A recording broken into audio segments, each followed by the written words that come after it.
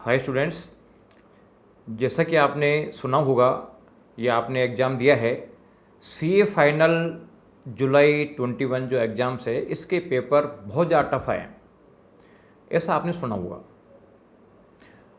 और maximum student यही बोल रहे हैं कि पेपर काफ़ी टफ थे। तो क्या वास्तव में पेपर टफ थे? तो टफ थे तो क्यों थे, या वास्तव में इतने टफ नहीं थे लेकिन टफ लगे? इन सब चीज़ों पे आज अपन डिस्कशन करेंगे। और इसके लिए मैंने बेस लिया है कि जो स्टूडेंट्स हैं मेरे टच में, वीएसआई के स्टूडेंट्स भी हैं और बाहर के भी काफ़ी स्टूडेंट्स मेरे टच में रहते हैं। वो अपने अपने इश्यूज मेरे को डिस्कस करते रहते हैं मेरे साथ में, जिससे कि मैं उनको अपने हिसाब से गाइड करता रहता हूँ। तो उन सभी के बेसिस पे मैंने जो समरी निकाली है वो समरी एक बहुत ही चौंकाने वाली समरी है, तो आप इसको ध्यान से सुनना। तो स्टूडेंट्स, मैं C R Sharma, chairman VSI Jaipur, और मैं आप लोगों के साथ में सीए फाइनल एग्ज़ाम जुलाई 2021 के बारे में डिस्कस कर रहा हूँ। तो सबसे इम्पोर्टेंट जो रीज़न है वो मैंने देखा कि स्टूडेंट्स सीए इंस्टीट्यूट के मटेरियल से डाइवर्ट हो रहे हैं। वो आईसीआई का स्टडी मटेरियल पढ़ने के बजाय ज़्यादातर स्टूडेंट्स मार्केट में जो नोट्स अवेलेबल है वो पढ़ रहे हैं। मॉड्यूल जो स्टडी मटेरियल है वो डिटेल्ड है, नोट्स समराइज फॉर्म में होते हैं। बच्चों को लगता है कि यार इतना बड़ा स्टडी मटेरियल पढ़ने के बजाय हम नोट्स पढ़ लेते हैं, इससे हमारा पर्पस सोल्व हो जाता है। लेकिन एक चीज़ ध्यान रखो, नोट्स पास करने के लिए नहीं होते हैं। नोट्स में जिस पर्सन ने नोट्स बनाए हैं, पहली बात तो लेस देन 50% तो उसी ने कर दिया। अब उन नोट्स को आप पढ़ोगे तो आपके पास में कंटेंट तो लेस देन 50% जा रहा है, जबकि पास होने के लिए तो 50% एंड अबव मार्क्स चाहिए। हाँ, जो पर्सन नोट्स बना रहा है, नोट्स बनाते समय बहुत सारी चीज़ें उसके माइंड में सेट रहती है, तो अगर वो पर्सन नोट्स पढ़ता है तो उसका बेनिफिट उसको मिल सकता है। लेकिन दूसरे पर्सन के माइंड में वो चीज़ें नहीं होती है जो एक पर्सन नोट्स बनाते समय उसके माइंड में सेट है, क्योंकि उसने नोट्स बनाए हैं तो पूरा मटेरियल पढ़ा है, मटेरियल पढ़ाई की समरी बनाई है, तो जैसे ही वो समरी वो खुद पढ़ता है तो वो बाकी मटेरियल भी उसके माइंड में सेट है, तो वो काम आ जाता है। लेकिन दूसरा पर्सन अगर उस नोट्स को पढ़ेगा तो जैसे आप मॉड्यूल की समरी कर देते हो, उस तरह से नोट्स की समरी कर देते हो, तो नोट्स की समरी किया तो आपका मैटर क्या बच गया? 25%। तो फिर आपको लगता है यार तो मैटर इसमें से आ ही नहीं रहा। तो जो मैटर है वो डिटेल्ड पढ़ना जरूरी है। केवल समराइज फॉर्म मेन चीज़ें देख लें उससे काम नहीं चलता है। तो ये नोट्स हैं, ये एग्जाम क्लियर करने के लिए नहीं होते हैं। दूसरा इंपॉर्टेंट एस्पेक्ट जो निकल के आया है जिससे पेपर टफ लग रहे हैं वो है क्वेश्चन बैंक्स। कि मॉडल कौन पढ़े? मॉडल में तो बहुत कम क्वेश्चन है। ये देखो, क्वेश्चन बैंक है, मॉडल में 100 क्वेश्चन है, पता चले क्वेश्चन बैंक में 1000 क्वेश्चन है। आपको ध्यान हो, पहले पीएम आती थी ओल्ड स्कीम में। जो अभी बच्चे एग्जाम दे रहे हैं उनको पता है कि प्रैक्टिस मैनुअल क्या चीज़ है। तो ओल्ड स्कीम में practice manual and study material दो चीज़ आते थे। तो जो प्रैक्टिस मैनुअल होती है वो क्वेश्चन आंसर फॉर्म में होती है, स्टडी मटेरियल जो है डिस्क्रिप्टिव होता है। स्टूडेंट ये देखता है कि देखो ये क्वेश्चन आंसर फॉर्म में प्रैक्टिस मैनुअल और ये जो मॉड्यूल है डिस्क्रिप्टिव फॉर्म में है, तो बेटर है मैं क्वेश्चन आंसर फॉर्म में देख लेता हूँ। लेकिन वो जो प्रैक्टिस मैनुअल थी वो स्टूडेंट्स को फेल कराने का बहुत बड़ा जरिया थी, क्योंकि उसमें तो वही क्वेश्चन थे जो पास्ट एग्जाम्स में आए हुए हैं। पास्ट एग्जाम्स में सारा का सारा स्टडी मटेरियल नहीं आया है, यानी वो प्रैक्टिस मैनुअल है पूरे मॉड्यूल को रिप्रेजेंट नहीं करती। अभी स्टूडेंट पढ़ते थे प्रैक्टिस मैनुअल और एग्जाम में क्वेश्चन मॉड्यूल में से आते थे। हो सकता है कुछ बाई डिफ़ॉल्ट प्रैक्टिस मैनुअल से मैच हो जाते हों, तो लगता हो गया यार देखो प्रैक्टिस मैनुअल से क्वेश्चन आए हैं, लेकिन वो 100% नहीं होती थी। तो वो प्रैक्टिस मैनुअल आईसीआई ने बंद कर दी, और आईसीआई ने बंद कर दिया, कुछ रीज़न ही होंगे, उनको लग रहा होगा कुछ कि ये देना यूजफुल नहीं है। लेकिन उसकी कमी को पूरा करने के लिए लोगों ने क्वेश्चन बैंक तैयार कर दिए।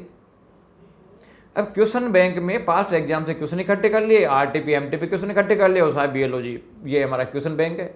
अरे भाई, वो क्वेश्चन बैंक पूरे मॉडल को रिप्रेजेंट नहीं करता, वो एग्जाम में नहीं आएंगे। हो सकता है उसमें से 30% क्वेश्चन 40% क्वेश्चन आ जाएं, लेकिन वो एग्जाम में नहीं आएंगे। अब उसकी वजह से मॉड्यूल पढ़ना बंद कर दोगे, और जब मॉड्यूल पढ़ना बंद कर दिया तो 100% सिलेबस हुआ ही नहीं। फिर आप सोचोगे यार पूरा पेपर हमारे पढ़ा हुआ आएगा, वो कहाँ पॉसिबल है, क्योंकि आपने स्टडी मटेरियल तो पढ़ा ही नहीं है। 100% कोर्स है that is covered in study material.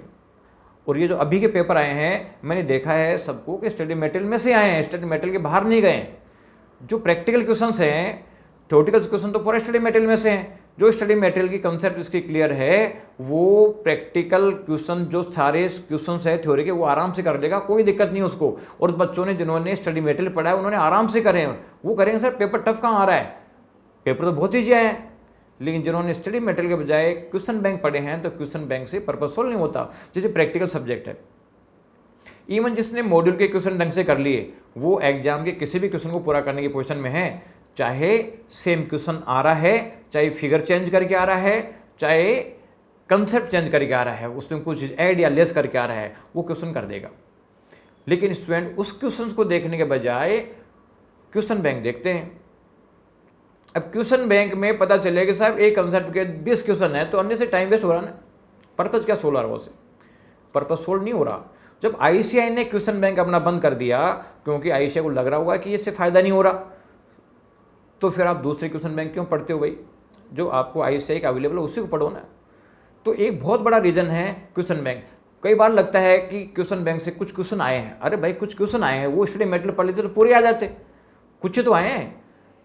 मेरे पास इतने सारे क्वेश्चन पड़े हुए हैं कि मैं जितने बच्चों को क्वेश्चन बैंक देता हूँ, जो मॉड्यूल के बेसिस पे देता हूँ कि ये मैटर पढ़ना है, उसका 20 गुना मेरे पास मैटर पड़ा हुआ है। मैं अपने बच्चों को डिस्ट्रीब्यूट नहीं करता, ना मैं किसी को नहीं करता, क्योंकि मेरे को पता है कि दिस इज यूजलेस।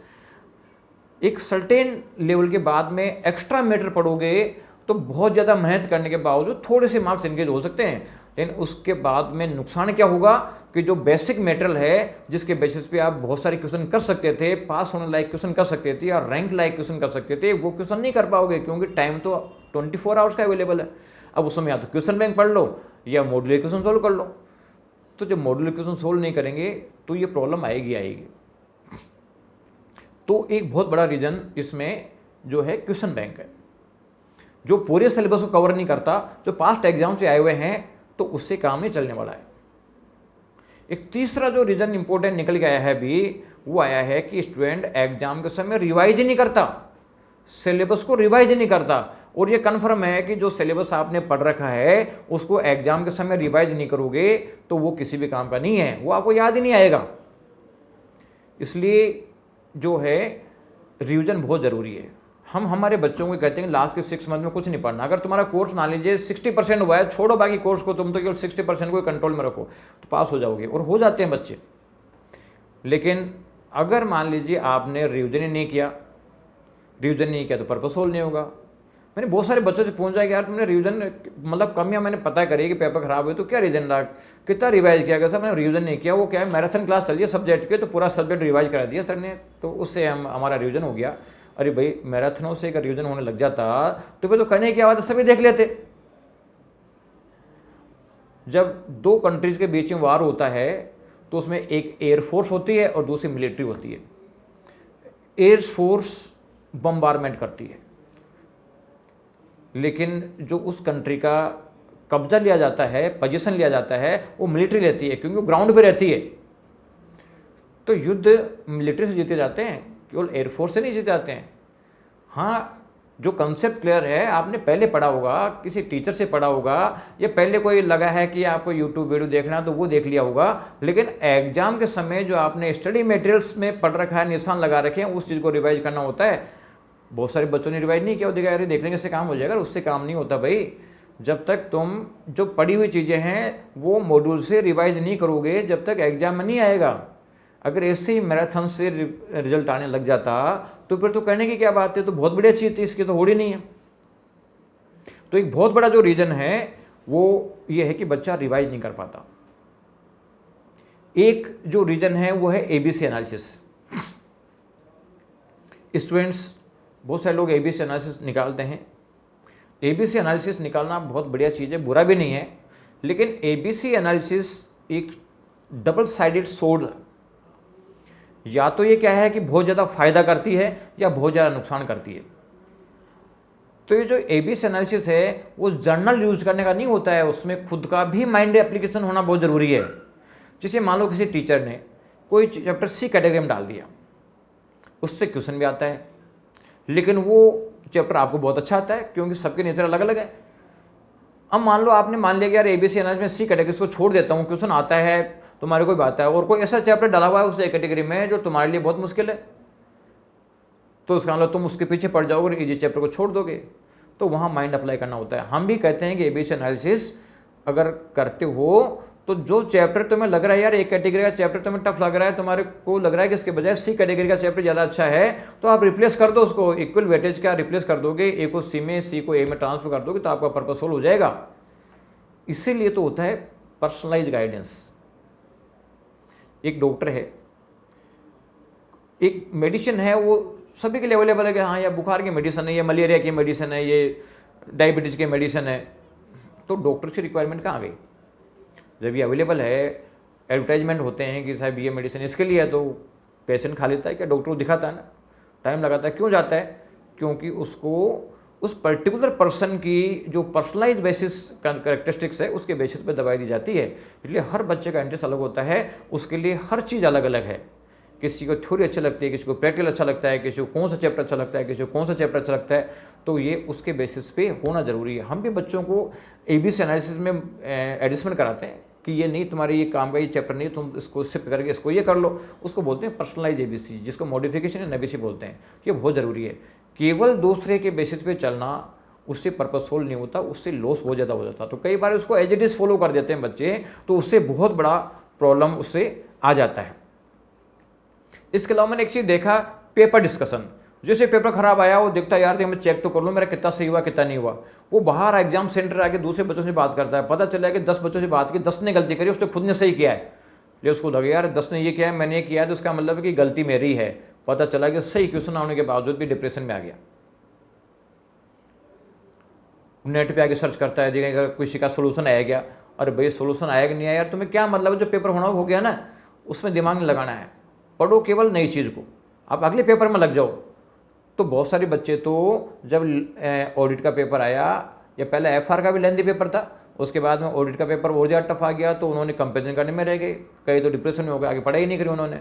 तो फिर उसके बाद में जो और पेपर भी आएंगे तो टफ लगेंगे ना, जब आप रिविजन करके नहीं गए, ढंग से रिवाइज नहीं किया पूरा मन लगा के, तो पेपर टफ होते गए।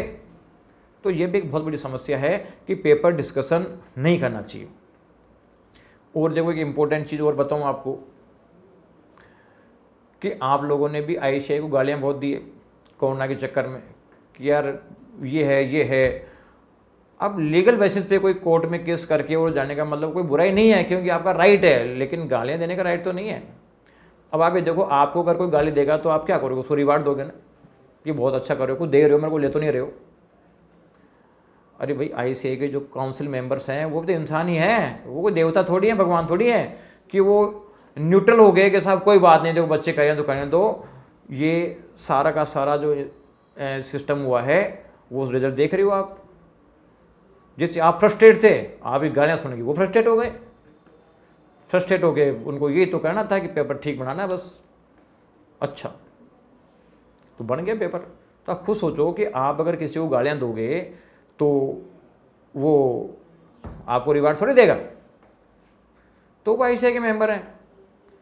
तो ये चीज़ें नहीं करनी चाहिए थी। मैं जब लोग गालियाँ दे रहे होते थे तो बहुत सारे CA में टच में, तो वो कहते थे यार देखो कितना मतलब आजकल के बच्चे कैसी कैसी बातें करते हैं, ICAI को गालियाँ देते हैं, हमारी पेरेंट बॉडी है, ICAI की वैल्यू तो हमारी वैल्यू है।